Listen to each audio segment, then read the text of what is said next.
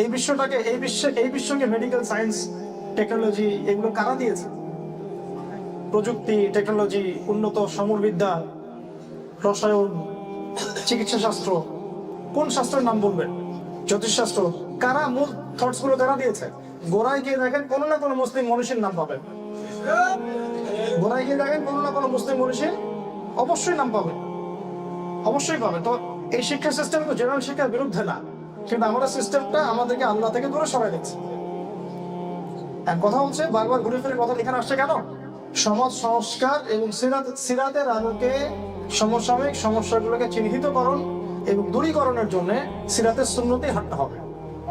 Otherwise আমরা শুধুমাত্র সমস্যার ডালপালা নিয়ে আলোচনা করতে থাকবো। এই পৃথিবীতে যত মানুষ আছে সবার ইন্ডিভিজুয়াল বায়োডাটা আল্লাহর কাছে আছে।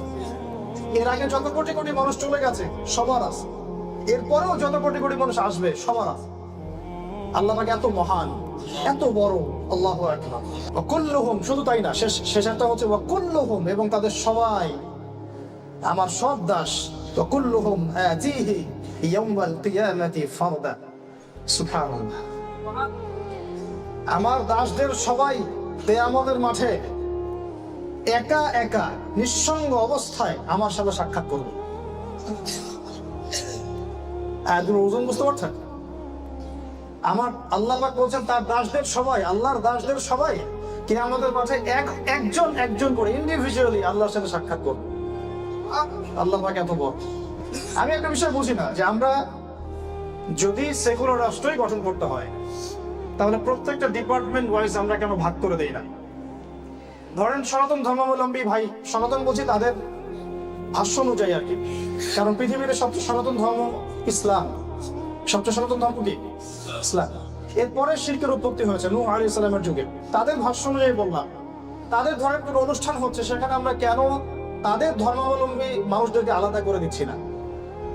সেখানে প্রোটেকশন দেওয়া, সেখানে গার্ড দেওয়া, সেখানকার নিরাপত্তা দেওয়া, সেটাকে সুষ্ঠুভাবে পরিচালনা করার জন্য রাষ্ট্রীয় সহযোগিতার ক্ষেত্রে আমরা কেন এই ডিপার্টমেন্টটাকে আলাদা করছি? সিমিলারলি যখন খ্রিস্টানিজমের কোনো অনুষ্ঠান আসে তখন আমরা কেন এই সেকশনটাকে আলাদা করছি না? কেন আমরা হিন্দু, মুসলিম, খ্রিস্টান মিক্স করতে যাচ্ছি? আমরা কি নতুন কোনো ধর্ম প্রয়োগ করতে যাচ্ছি? একটা অনুষ্ঠান হচ্ছে, ধরেন কুরবানির ঈদ হচ্ছে, গরু জবাই করছেন, এখানে কি একজন হিন্দু অফিসারকে দায়িত্ব দেওয়াটা শোভনীয় হবে? তার ধর্মীয় সেন্টিমেন্ট লাগবে না? স্বাভাবিক লাগতেই পারে। তাহলে যখন পূজা হচ্ছে, কেন একজন মুসলিম পুলিশ অফিসারকে আপনি দায়িত্ব দিচ্ছেন? তারও তো এইগুলো লাগছে।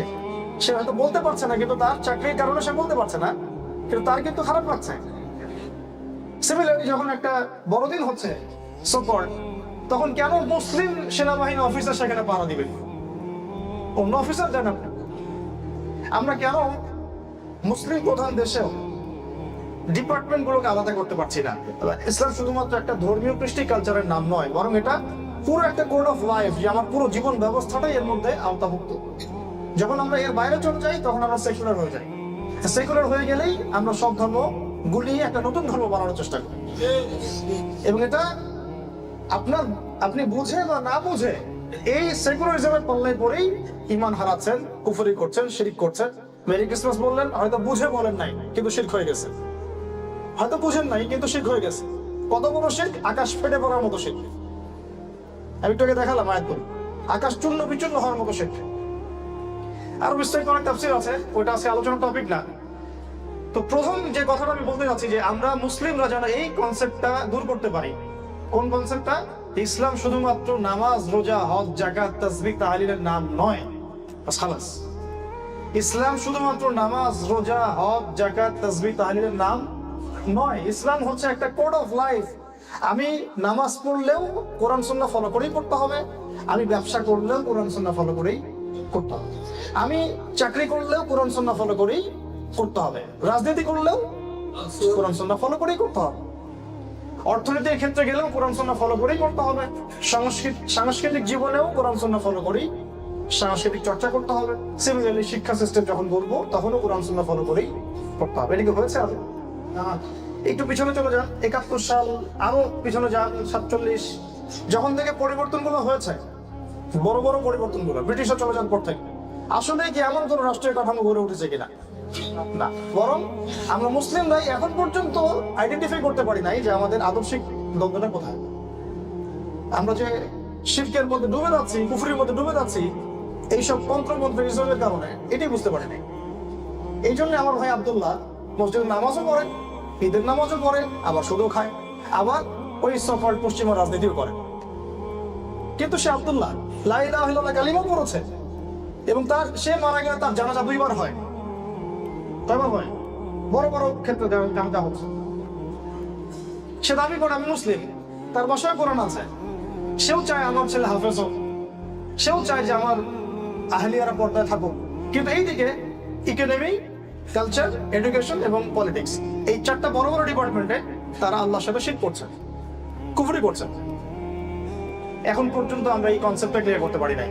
নবী মুহাম্মদ সাল্লাল্লাহু আলাইহি ওয়াসাল্লাম যখন উসওয়াতুল হাসানা হিসেবে এসেছেন, তিনি শুধুমাত্র নামাজ, রোজা, হজ, যাকাতের উসওয়াতুল হাসানা নন। বুঝতে পারছেন? তিনি শুধুমাত্র নামাজ, রোজা, হজ, যাকাতের উসওয়াতুল হাসানা নন, তিনি ইকোনমিক্সেরও উসওয়াতুল হাসানা, তিনি কালচারেরও উসওয়াতুল হাসানা, তিনি এডুকেশনেরও উসওয়াতুল হাসানা, এবং সবকিছুর ঊর্ধ্বে অবশ্যই তিনি রাজনীতিরও উসওয়াতুল হাসানা। এই কনসেপ্টটা আমরা তরুণ প্রজন্মকে একদম পরিষ্কার খোলামেলা শেখাতে চাই এবং দাওয়াতটা এখন থেকে যেন বেগবান হয়, এবং এই দাওয়াতটা আপনাদের সবাইকে দিতে হবে। এখনকার তরুণ প্রজন্ম যদি এই মৌলিক জায়গাগুলো ঠিক করে ফেলতে পারে, আজকে না হোক ইনশাআল্লাহ আযজা ওয়া জাল, আজকে থেকে 10 বছর 20 বছর পরে হলেও বাংলাদেশ একদিন না একদিন ইসলামিক রাষ্ট্র হবে ইনশাআল্লাহ। তথাকথিত ইসলামিক রাষ্ট্র না, তথাকথিত কেন বললাম? তথাকথিত ইসলামিক রাষ্ট্রে আপনি 20 বছর পরে যে 20টা সূরা শিখতে পারেন নাই, এই জন্য বললাম। আপনি এই রাষ্ট্রে পড়ছেন, 20 বছর পড়াশোনা করেছেন, স্কুলে 10 বছর, ইন্টারমিডিয়েটে 2 বছর, অনার্সে 4 বছর, মাস্টার্সে 2 বছর। আমরা গাড়িতে আস্তে আস্তেই কথা বলছিলাম যে ইভেন এই 20 বছরে আমরা ক্লাসিক্যাল অ্যারাবিক ভাষাও শিখতে পারি না। অ্যাজ এ ল্যাঙ্গুয়েজ আরবি ভাষাও শিখতে পারি নাই। আর আরবি ভাষা না জানলে কোরআন হাদিস বোঝা যায় না, বোঝা একদমই যায় না। আমরা ইংরেজি শিখেছি মাশাআল্লাহ, ইংরেজিতে আমরা অনর্গল কথা বলতে পারি, ইংরেজি যে কোনো বই আমরা পড়তে পারি, কিন্তু আমরা আরবি জানি না, কোরআনও পড়তে পারি না, হাদিসও পড়ার প্রশ্নই ওঠে না। তো এই জন্য বললাম সো কল ইসলামিক কান্ট্রি না, ইসলামিক স্টেট না, আমাদের দরকার একদম proper Islamic state. Islamic state মানে আবার ওই আমি দায়েশ মার্কা ইসলামিক স্টেট বুঝাই নাই, কথা বুঝতে পারছে কি? ওই চরমপন্থা ইসলামিক স্টেট বুঝাই না, আমরা বুঝিয়েছি মানুষের আকীদা, আমল, এগুলো সংস্কারের মধ্য দিয়ে একটা পরিপূর্ণ ইসলামী রাষ্ট্র ব্যবস্থা। এইটাই এখন সময়ের সবচেয়ে গুরুত্বপূর্ণ আলোচনা হওয়া উচিত। আগামী দিনগুলোতে যেন বাংলাদেশটাকে একটা উন্নত সব দিক থেকে উন্নত একটা পরিপূর্ণ ইসলামিক রাষ্ট্র ব্যবস্থার রূপ দেওয়া যায়, এটা আমাদের সবার ফিকির হওয়া উচিত। আল্লাহ পাক আমাদের করার তৌফিক দান করেন। সময় লাগবে, কারণ আমি তো বললাম মানুষ বুঝেই না জিনিসটা। যে মেরি ক্রিসমাস বলে ফেলেছে সেও কিন্তু হয়তো বুঝাই নাই যে আমি তো এত বড় পাপ করে ফেলেছি, আমি তো বুঝতে পারি না। আল্লাহ পাক আমাদেরকে উসওয়াতুল হাসানা চেনার তৌফিক দান করেন, এবং নবী মুহাম্মদ সাল্লাল্লাহু আলাইহি ওয়াসাল্লামকে বাদ দিয়ে যত উসওয়াতুল হাসানা আমরা গ্রহণ করছি তথাকথিত, এগুলোকে বাদ দেওয়ার তৌফিক দান করেন। আমাদের জীবনের প্রত্যেকটা ক্ষেত্রেই উসওয়াতুল হাসানা একজন ব্যক্তি, তিনি কে? তোমার নেতা, আমার নেতা, বাস এই কথা খালাস। এটা শুধুমাত্র মুখের কথা বলে চলবে না। যে ভাই টুপি পরেছেন তিনিও জানেন আমি নবী মুহাম্মদ সাল্লাল্লাহু আলাইহি ওয়াসাল্লামের সুন্নতে বলছি, তিনি টুপি পরে নেকি আশা করেন, টাকনুর উপরে কাপড় পরে তিনি নেকির আশা করেন, তাই না? দাড়ি রেখে তিনি নেকির আশা করেন। আপনি যদি রাজনীতিও তার উসওয়াতুল হাসানায় করতেন, আপনি ওটা তো নেকি পাইতেন। অর্থনীতি চালাতেন, ওটা তো নেকি পাইতেন। ওইভাবে যদি সংস্কৃতি গড়ে উঠতো, ওটাতেও নেকি হইতো। ওইভাবে যদি এডুকেশন গড়ে উঠতো, ওই সিস্টেমটাতে নেকি হইতো। ওয়াল্লাহি কেউ যদি বাংলাদেশে একটা ইসলামিক শিক্ষা ব্যবস্থা চালু করতে পারে, যত কোটি কোটি যুবক, তরুণ তরুণী, আবার বৃদ্ধ শিক্ষায় শিক্ষিত হবে, সমস্ত নেকির বেচারা পাবে। কত বড় নেকির কাজ হবে। কেউ যদি ইসলামিক ভাবে এই রাষ্ট্রটাকে ঢেলে সাজাতে পারে, সমস্ত নেকি ইনশাআল্লাহ তারা পাবে যারা ঢেলে সাজাবে ইনশাআল্লাহ। এটা সবচেয়ে বড় ইবাদত হতে পারে ইনশাআল্লাহ। আল্লাহ পাক আমাদের করার তৌফিক দান করুন। এখন এই উসওয়াতুল হাসানা হিসেবে আল্লাহ পাক আমাদের মাঝে পাঠিয়েছেন কাকে? নবী মুহাম্মদ সাল্লাল্লাহু আলাইহি ওয়াসাল্লাম। একটু পিছনে চলে যায় এখন, যে এর আগে বলছিলাম যে উনি কোন প্রেক্ষাপটে দুনিয়াতে এসেছেন, এটা আমাকে বুঝতে হবে, তাহলে মেলাতে পারবো। তিনি যেই সময় পৃথিবীতে এসেছেন আইয়ামে জাহিলিয়াত বলি আমরা, ওই সময়ের যে সমস্যা আর বর্তমান সময়ের সমস্যার মধ্যে কোনো পার্থক্য নাই। একটু বোঝার চেষ্টা করেন, কোনো পার্থক্য নেই, আমি বোঝাচ্ছি আপনাদেরকে। ওই সময়ে মৌলিক সমস্যা ছিল শিরকে আকবার। কি ছিল বলেন? শিরকে আকবার। শিরকে আকবার মানে আল্লাহর সাথে অংশীদার সাব্যস্ত করা। এই পৃথিবীর এখন মূল সমস্যা শিরক। এই যে একটা শিরক দেখালাম, এর আগে আরেকটা শিরক চলে গেল, প্রতিমা পূজা শিরক, ঠিক আছে? আর মাজুসি এরা অগ্নি পূজা করতো। আর কিছু মানুষ ছিল তারা প্রকৃতি পূজা করত। কি করতো? প্রকৃতি পূজা করত। এই বিষয়গুলোকে যদি আপনি এখনকার প্রেক্ষাপটে মিলান, দেখবেন হ্যাঁ এগুলো তো আছেই, বরং এখন মানুষ লা ইলাহা ইল্লাল্লাহ কালিমা পড়েও অনেকে শিরক করছে, তাই না? কেউ তো লা ইলাহা ইল্লাল্লাহ না বলে শিরক করছে, যেমন স্ট্যাচু ওয়ার্শিপ যারা করছে, যারা তিন খোদায় বিশ্বাস করছে, যারা মুহাম্মদ সাল্লাল্লাহু আলাইহি ওয়াসাল্লামের পরেও নবুয়ত দাবি করছে, এরকম লোক আছে বাংলাদেশে। তারপরে যারা প্রকৃতি পূজা করছে, চন্দ্র সূর্য গ্রহ নক্ষত্রের পূজা করছে, যারা অগ্নি পূজা করছে। শুধু তাই নয়, বাংলাদেশে, আমি বাংলাদেশ নিয়ে কথা বলছি, যেহেতু বাংলাদেশের মধ্যে লা ইলাহা ইল্লাল্লাহ কালিমা পড়েও বহু মানুষ শিরক করছে। বহু মানুষ লা ইলাহা ইল্লাল্লাহ কালিমা পড়েও, যেমন একটা মিসাল তো দিলাম, না বোঝার কারণে তথাকথিত সেকুলারিজমে চলে গেছে, তথাকথিত কমিউনিজমে চলে গেছে, এবং তথাকথিত কট্টর ডেমোক্রেসির মতো চলে গেছে। আবার বহু মানুষ কবর পূজা করছে, মাজার পূজা করছে, তাই না? ওলি আউলিয়াদেরকে শ্রদ্ধার নামে তাদের কবরে সাজদা করা হচ্ছে, এটা হচ্ছে না? অনেকে কবরকে কেন্দ্র করে তাওয়াফ পর্যন্ত করছে, এমন হচ্ছে। অনেকে দেখা যাচ্ছে যে নবী সাল্লাল্লাহু আলাইহি ওয়াসাল্লামের পরে জনৈক ব্যক্তি নবী দাবি করেছেন, তার অনুসারী হয়ে বসে আছে। আমরা উত্তরবঙ্গে ঘুরে এসে দেখেছি, ওখানে ইসাই মুসলিম নামে একটা নতুন ধর্ম চালু হয়েছে, ইসাই মুসলিম। এগুলো পরিকল্পিত, এগুলো তো শিরক আছেই। এর পাশাপাশি দেখবেন শিরক কাকে বলে, কত প্রকার, কি কি, এই কনসেপ্টটুকু সবার ক্লিয়ার না। শিরক যে রুবুবিয়তের মধ্যে হচ্ছে, উলুহিয়াতে হচ্ছে, আসমা সিফাতে হচ্ছে, মানুষের মধ্যে ক্লিয়ার না কনসেপ্টগুলো। শুধু তাই না, ওই 20 বছরেই ফিরে যায়। ওই 20 বছরে আপনি শিরক নিয়ে কোনো আলাদা ফ্যাকাল্টিও আপনি দেখতে পারবেন না। সবচেয়ে বড় মারাত্মক জঘন্য পাপটাকে কেন্দ্র করে কোনো পড়াশোনা করানো হয় না, ডিপ কোনো পড়াশোনা করানো হয় না। এমনকি আপনি বিসিএস ক্যাডারদেরকে জিজ্ঞাসা করেন তাওহীদ কত প্রকার, শিরক কত প্রকার, দেখবেন অনেকেই বলতে পারছে না, কারণ তারা এটা এডুকেশন ইনস্টিটিউশন ওয়াইজ তারা পড়ে না, এটা একাডেমিক্যালি এটা পড়ে নাই। কি পড়েছে? অনেক কিছুই পড়েছে, রবীন্দ্রনাথ, শরৎচন্দ্র, বঙ্কিমচন্দ্র, হুমায়ুন আহমেদ, হুমায়ুন আজাদ, সব শেষ। ফিজিক্স, কেমিস্ট্রি, বায়োলজি সব পড়া শেষ। পারমাণবিক ভর, পারমাণবিক সংখ্যার নাম বলেন, পর্যায় সারণী একদম গড়বড় করে বলে দিই, সবাই বলে দিতে হবে, অনেকেই বলে দিই। হায়ার ম্যাথের বড় বড় সূত্রগুলো মুখস্থ হয়ে গেছে, নিউটন পড়া শেষ, সব শেষ, কিন্তু কোরআন তেলাওয়াতটা ঠিক নাই, কোরআন তেলাওয়াতটাও ঠিক নাই। শিরক কাকে বলে, কত প্রকার, তারা জানছেন। তো ঘুরে ফিরে কথা ওইখানে যাচ্ছে আর কি, শিক্ষা ব্যবস্থাটাকে ঢেলে সাজানো খুব জরুরি। না হলে আমাদের এই নতুন প্রজন্ম আবার দেখা যাবে আবেগে হয়তো অনেক কিছু করবে ঠিকই, কিন্তু বেস ঠিক হবে না, বেসটা ঠিক করতে হবে। এই প্রজন্ম যা শিখেছে তারা একাডেমিক্যালি শিখে নাই, হয়তো কোনো হুজুরের কাছে শিখেছে, বা লেকচার শুনে শিখেছে, বা কোনো স্কলারের কাছে গিয়ে শিখেছে। তারা এই 20 বছর ঢেলে দিয়ে শিখতে পারে না, প্রতিষ্ঠানে তারা শিখে নাই। তো এই শিরকের সমস্যাটা এখন মুসলিমদের মধ্যেও আছে। ইভেন আল্লাহ পাকের হালালকে মুসলিমরা হারাম করে নিচ্ছে, আবার আল্লাহর হারামকে তারা হালাল করে নিচ্ছে। আমাদের দেশে মাদকের আইন পাশ করা আছে, কি করা আছে? পাশ করা আছে। এই জায়গায় তো বলি যে আমরা তো ডেমোক্রেসি বুঝি নাই, আমরা পশ্চিমাদের ডেমোক্রেসি আর ওদের যে ফাঁদ, এটা আমরা বুঝতে পারি নাই। ওরা আমাদের মতো করে এই ডেমোক্রেসি চর্চা করে না, আমাদের মতো করে তারা করে না, আমরা যেভাবে করতে চাই। আমরা বেশি প্রভুভক্ত হয়ে গেছে। আল্লাহ পাক আমাদেরকে এই শিরকগুলো থেকে বেঁচে থাকার তৌফিক দান করেন। এগুলোও কিন্তু শিরক, শুধু যে অমুসলিমরা শিরক করছে তা না, মুসলিমরাও শিরক করছে। এগুলো শিরক এবং কুফরের পর্যায়ে পড়ছে। সুবহানাল্লাহ। এরপরে ওই সময় ছিল সুদের ফিতনা। এখনকার সুদের ফিতনা নিয়ে বললে আলাদা সেশন লাগবে, ওটা আরো 2 ঘন্টা আলোচনা। সুদ কাকে বলে, কত প্রকার, কি কি ভুলে গেছে মানুষ যে কাগজের টাকার মধ্যে সুদ আছে। মানুষ এগুলো এখন বললে বিশ্বাসও করতো না আগে, এখন তো বিশ্বাস করে কিছু কিছু।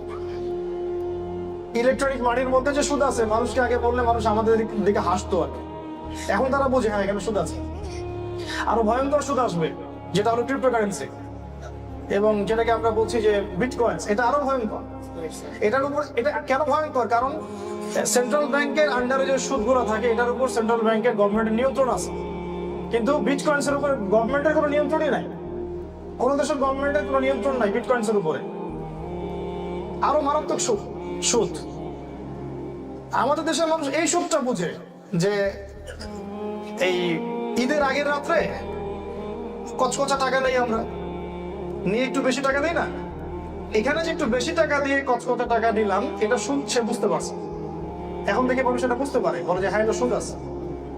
কারণ আপনি অল্প টাকা দিয়ে অল্প টাকা দিয়ে বেশি টাকা নিতে পারবেন না, বেশি টাকা দিয়ে অল্প টাকা নিতে পারবেন না, সেম হতে হবে জিনিসটা। এইটা বুঝে মানুষ। কিন্তু আন্তর্জাতিক বাজারে গিয়ে ডলারের যে আধিপত্য, ডলারের যে জুলুম, যে $1 দিয়ে আপনাকে কিনতে হচ্ছে কত, হ্যাঁ, এটা মানুষ, যে এর মধ্যে যে রিবা আছে এটা মানুষ বোঝে না। এবং এটা জুলুমও বটে, শুধু রিবা আছে তা না, বরং জুলুমও বটে। আর এখানে ইনফ্লেশন আছে, এগুলো তো আছে। এখানে অনেক কথা, এতগুলো কথা আলোচনা করলে মাথা আপনাদের ঘুরতে থাকবে। মূল কথাটা হচ্ছে যে ওই সময় যেমন সুদভিত্তিক অর্থ ব্যবস্থা ছিল, এখন এটা বৈশ্বিক রূপ লাভ করছে। এখান থেকে বের হওয়া খুব ডিফিকাল্ট। আমরা দাঁড়িয়ে ডুবে রেখেও বের হতে পারছি না এখান থেকে। কেউ দাবি করতে পারবে না যে আমি সুদমুক্ত জীবন যাপন করে, আমিও পারবো না, আপনিও পারবেন, এটা মিথ্যা কথা। কেউ সুদ মুক্ত জীবন যেমন আমরা করতে পারি। হ্যাঁ, তবে এখানে সুদের এই সিস্টেমের ভিতরে থেকেও যে ভাইয়েরা সুদ থেকে বের হওয়ার চেষ্টা করছেন, ইসলামিক ফাইন্যান্সের মাধ্যমে হোক, ইসলামিক ব্যাংকিং এর মাধ্যমে হোক, তাদেরকে আমাদেরকে অ্যাপ্রিশিয়েট করা উচিত এবং তাদের সাথে আমাদের থাকা উচিত। এই কারণে যে তারা অ্যাটলিস্ট চেষ্টা করছেন এখান থেকে বের হওয়ার জন্য। তারাও জানেন এটা 100% পসিবল হচ্ছে না। তো রিবার এই জুলুম, এই যে অভিশাপ, এটা কি এই বিশ্বে নাই? এখন যদি আপনারা বিশ্বের এই সমস্যাগুলোকে একটা কেন্দ্রে নিয়ে যেতে চান, আপনারা দেখবেন এই কেন্দ্রটা হচ্ছে পশ্চিমা সভ্যতা। পিছনে যান যে কারা এই সুদটাকে পুরো বিশ্ব জুড়ে চাপিয়ে দিয়েছে, কোন সভ্যতা? এটা কি সাবকন্টিনেন্ট থেকে করা হয়েছে? আমাদের দেশ থেকে করা হয়েছে? ব্রিটিশরা করেছে ওই সময় থেকে। অর্থাৎ তারা এই বিশ্ববাসীকে সুদ খাইয়েছে। এখন যদি আমরা মিলাতে পারি যে হ্যাঁ ওই জাহিলিয়াত গুলো এখনো বিদ্যমান, হয়তো বড় স্কেলে বা ছোট স্কেলে, তাহলে এই যুগেও এই অবস্থাকে পরিবর্তন করার জন্য উসওয়াতুল হাসানা হবেন কে? এইটুকু তো বুঝি আমরা।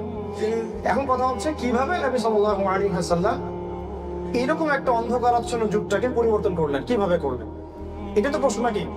এবং আমরা কিভাবে করতে পারি? আমাদের জন্য সলিউশন হচ্ছে একটাই, তাকে এমন ভাবে তাকে অনুসরণ করা যেমন তিনি যেখানে পা ফেলেছেন আমি সেখানে পা ফেলবো, তিনি যেখান থেকে সরে গেছেন আমি সেখান থেকে সরে যাব, তিনি যা বলেছেন আমি তাই বলবো, তিনি যা করেছেন আমি তাই করবো, তিনি যা বলেন নাই আমি তা বলবো না, তিনি যা করেন নাই আমি তা করবো না। একদম হ্যাঁ, মুহাম্মদ সাল্লাল্লাহু আলাইহি ওয়াসাল্লামকে অন্ধভাবে অনুসরণ করতে হবে। কোনো যুক্তির দরকার নাই এখানে, কোনো যুক্তি, বিজ্ঞান, তর্ক, দর্শন কিচ্ছু দরকার নাই। নবীজি করেছেন আমি করবো, নবীজি করেন নাই আমি করবো না, সাহাবীরা করেছেন আমি করবো, সাহাবীরা করেন নাই আমি করবো। নবী পথ দেখিয়েছেন আমি সেই পথে হাঁটবো, তিনি যে পথ থেকে দূরে থাকতে বলেছেন আমি দূরে থাকবো। তাহলে এখন শর্ট টাইমে সেখানে খুব মুশকিল। এই জন্য বলেছিলাম প্রথমে যে কারা কারা সিরাত পড়েছেন অন্তত জীবনে একবার। যারা পড়েছেন তারা খুব সহজেই হয়তো ধরতে পারছেন, যারা পড়েন নাই তাদের হয়তো একটু বেগ পেতে হচ্ছে। তো তিনি শুরু করেছেন কি দিয়ে দেখুন, তিনি শুরু করেছেন বেসিক্যালি কোন আদেশ দিয়ে না, বরং একটা আমল দিয়ে। কি বললাম শব্দটা? তিনি কোন আদেশ দিয়ে কাজ শুরু করেন নাই। আমরা কিন্তু আদেশ দিয়ে কাজ শুরু করতে চাই, তিনি করেছেন একটা আমল দিয়ে কাজ শুরু করেছেন। কারণ আদেশ আসছে আল্লাহ রাব্বুল আলামিনের পক্ষ থেকে, তিনি সেটা আমল করছেন। সর্বপ্রথম তার উপর যে আদেশটা এসেছে তা হলো পড়াশোনা করা, জ্ঞান অর্জন। কি আসছে?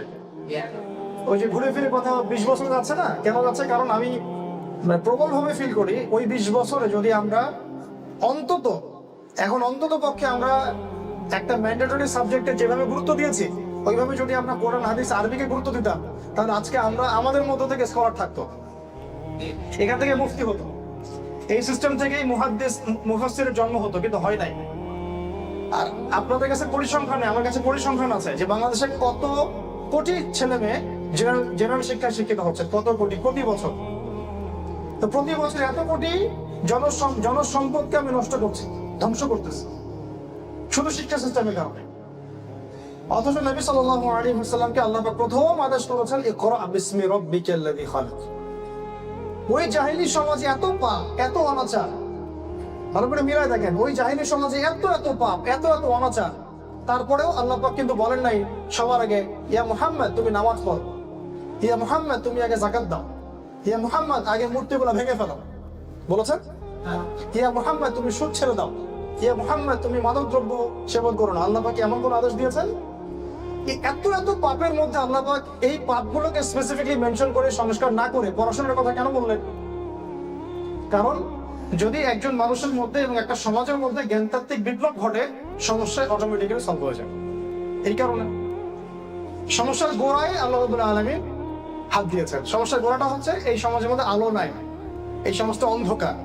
এই অন্ধকারাচ্ছন্ন সমাজটাকে আলোকিত করতে হলে একটা আলোর উৎস দরকার। সে আলোর উৎসটাই হচ্ছে কোরআন। উৎসটা কি? কোরআন। এটাই আল্লাহ নবী সাল্লাল্লাহু আলাইহি ওয়াসাল্লাম পড়তে বলা হচ্ছে, কোরআন বিসমি রাব্বিকাল্লাযী খালাক। আপনি পড়েন আপনার রবের নামে যিনি আপনাকে সৃষ্টি করেছে। তাহলে আমাদের সমাজে, আমাদের দেশে বা আমাদের বিশ্বে এত এত সমস্যা, এত এত সমস্যা লিস্ট করলে 100টা 1000টা হবে। একটা একটা করে কি আমি সলভ করতে পারবো? তাহলে একটা একটা করে সলভ করতে গেলে আমার 1000 বছর লাগবে, কিন্তু যদি নবীর সুন্নতে হাঁটি আমার 23 বছর লাগবে। বুঝতে পারছি? যদি একটা একটা করে ধরে আমি সলভ করতে চাই তাহলে আমার 1000 বছর লাগবে, হয়তো তাও হবে কিনা আল্লাহ ভালো জানেন। আর যদি নবীর সুন্নত ধরে আগাই আমার 23 বছর লাগবে। 23 বছর আমরা হাঁটি না এই পথে, বরং 23 বছর তো উল্টাপাল্টা পড়াশোনা করলো। ভেবে দেখেন কথাগুলো, 23 বছর কিন্তু আমরা হাঁটি নাই, 23 বছর আমরা উল্টাপাল্টা পড়াশোনা করছি। আর আল্লাহর নবীকে আল্লাহ পাক বলছেন ইকরা বিসমি রাব্বিকাল্লাযী খালাক। আপনি পড়েন আপনার রবের নামে যিনি আপনাকে সৃষ্টি করেছেন। খালাকাল ইনসানা মিন আলাক, যিনি মানুষকে সৃষ্টি করেছেন জমাট বাঁধা রক্তপিণ্ড থেকে। ইকরা ওয়া রাব্বুকাল আকরাম, পড়েন আপনার রব মহিমান্বিত। আল্লাযী আল্লামা বিল কলম, যিনি মানুষকে কলম দ্বারা জ্ঞান শিক্ষা দিয়েছেন। আল্লামাল ইনসান মা লাম ইয়ালাম, তিনি মানুষকে সেই জ্ঞান শিক্ষা দিয়েছেন যা মানুষ জানতো না। আমরা সৃষ্টিগতভাবে জ্ঞানী ছিলাম না, আল্লাহ পাক আমাদেরকে জ্ঞান শিক্ষা দিয়েছেন, তাও কলম দিয়ে। আল্লামাল আদামাল আসমাআ কুল্লাহা, আল্লাহ পাক বলেছেন আমি আদমকে সমস্ত নাম শিক্ষা দিয়েছি। সুবহানাল্লাহ, আল্লাহ পাক আমাদের পিতাকে সমস্ত নাম তার পক্ষ থেকে শিক্ষা দিয়েছে। তাহলে জ্ঞানের মূল উৎসকে আমাদের শিক্ষা সিস্টেমের সাথে কি জ্ঞানের উৎসের সম্পর্ক আছে? আদৌ নাই। তাহলে আমরা কিভাবে জ্ঞানী হব? আর ওই জ্ঞান দিয়ে কিভাবে বা সংস্কার করা যাবে? আল্লাহ পাক আমাদের এই শিক্ষা সিস্টেমটাকে ঢেলে সাজানোর তৌফিক দান করেন। এই সিস্টেম কি জেনারেল শিক্ষার বিরুদ্ধে? কখনোই না। কিন্তু এমন ভাবে রিফর্ম করা যায় যাতে আমার ছেলে মাশাআল্লাহ ধর্মীয় জ্ঞানেও পারদর্শী হবে, বৈষয়িক জ্ঞানেও পারদর্শী হবে, হতেই পারে।